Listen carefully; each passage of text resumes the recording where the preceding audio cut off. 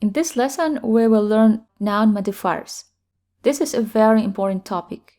It includes several grammatical constructions. You need to know exactly when to use which one. If you learn how to use them, your speech will become more detailed or more informative, and your sentences will become longer. So, what is a noun modifier? Noun modifiers are words, phrases, and even entire sentences that provide some information about a noun in the same sentence.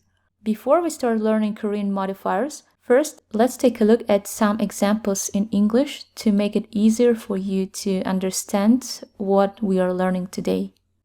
Here you can see some examples. Words colored in blue are used to attach modifiers to nouns. They are called relative pronouns. For example, a person who came yesterday. If we just say a person, then it's not clear what kind of person, who we are talking about. We need to add more information to make it clear. So exactly these relative pronouns help us to attach this additional information to the noun. The university where I study. Again, if we just say the university, then this doesn't tell us anything.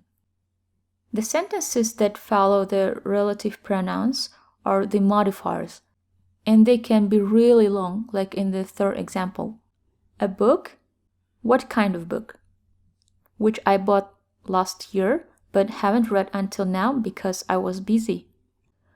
Adjectives also can be modifiers. Yesterday I watched a movie. What kind of movie? An interesting movie. So, interesting is a modifier. Now let's take a look at these grammatical constructions. There are three types of particles in total. These are 니은, 은, 는, and 리을, 을. Verbs describe actions, and actions can take place in the past, present, and in the future. That's why for verbs there are particles for each tense. And adjectives, unlike verbs, describe the state or property of an object. The property of an object doesn't depend on time. For example, if you have a black pencil, then after many years it still will be black. It will not turn into red or green color, right? So let's begin with the verbs. If a verb stem ends in a vowel or 리을, then for the past tense we should use 니은.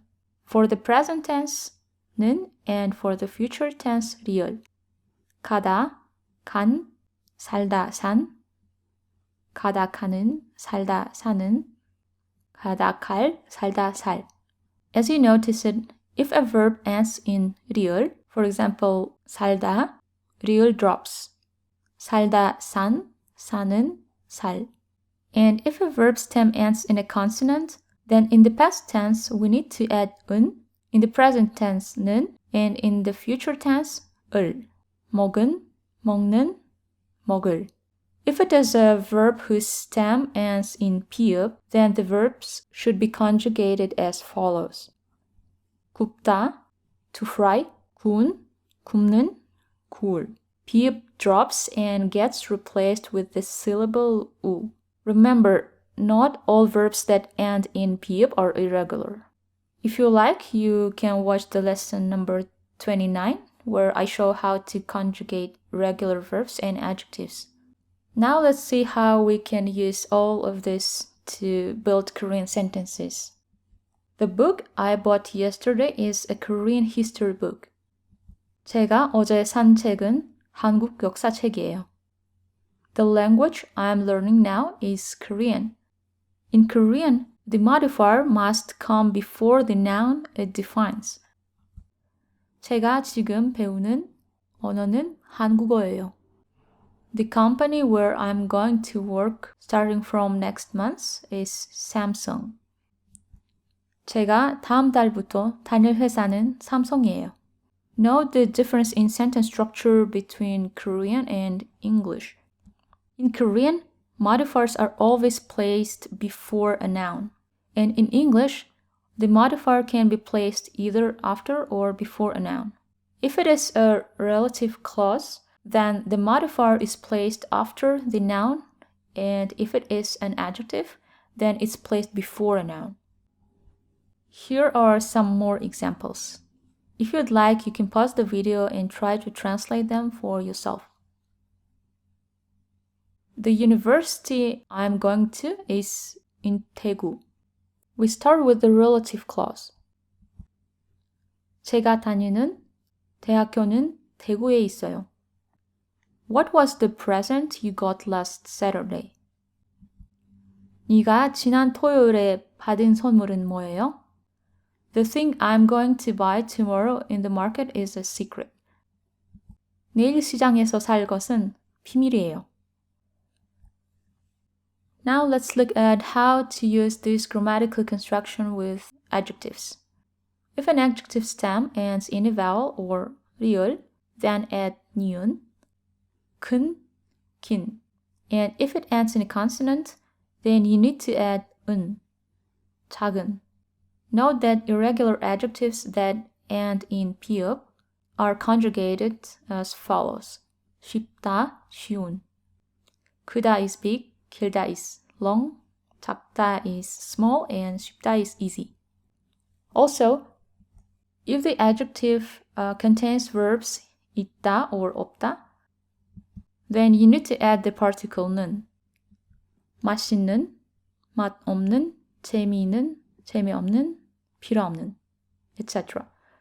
If you read this word as 맛있는, then you should probably watch the lesson where I explain all the reading rules. So here you see the same sentence in the past, present, and future tense. 제가 작은 가방을 샀어요. 작은 가방을 사요. And 작은 가방을 사겠어요. A verb can be conjugated according to tense, but adjectives cannot. Let's take a look at a little bit more complex examples. I will translate the first sentence and you try to translate the rest. I'm going to buy beautiful clothes for my friend. 친구한테 예쁜 옷을 사주려고 해요. 친구한테 for friend, 예쁜 beautiful, 옷 clothes, 사주다, to buy for somebody, and 려고 하다 is going to. Now pause the video and see if you can translate the rest. Okay, I can't live in a country with cold weather. 저는 날씨가 추운 나라에서 못 살아요. I took a train, which is faster than a car, but I couldn't arrive in time. This sentence is a bit difficult. First, we need to find a noun with a modifier. Modifiers often start with relative pronouns, which is faster than a car. 차보다 속도가 빠른 기차를 탔지만 제 시간에 도착 못했어요. And the last sentence, yesterday I went to the market and bought delicious fruits. Here we don't start a sentence with a modifier because this modifier refers to the second sentence. That's why first you need to translate the first sentence and then start the second with the modifier. 제가 어제 시장에 가서 맛있는 과일을 샀습니다. Pause the video and take another close look at the structure of the last two sentences. That's all. We will continue the topic in the next lesson. We will learn the negative form for modifiers as well as a few other important things.